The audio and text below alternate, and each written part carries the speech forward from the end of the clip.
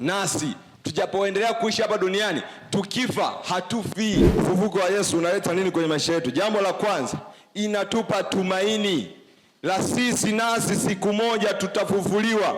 Kama Bwana wetu Yesu Kristo alivyofufuka, nasi siku moja tutafufuka. Yohana alipokuwa kwenye kisiwa cha Patmo anasema, kisha nikaona mbingu mpya na nchi mpya, maana zile za kale zimeshakwisha kupita, na tazama sasa ni mpya. Akaiona Yerusalemu mpya, namna ambavyo imepambwa na marumaru. Manake tumaini hilo tunalipata wakati tu pekee tulipoelewa ya kwamba Kristo alifufuka, na alipofufuka alifufuka pamoja nasi. Pamoja na kwamba alifufuka pamoja nasi, kumbuka ya kwamba kuna ule ufufuo wa mwisho. Huo ndio tunapata tumaini kutoka kwenye ufufuo wa Yesu. Kama hauamini, haujaelewa kama Yesu alifufuka na hauamini kama alifufuka, maana yake hauna tumaini.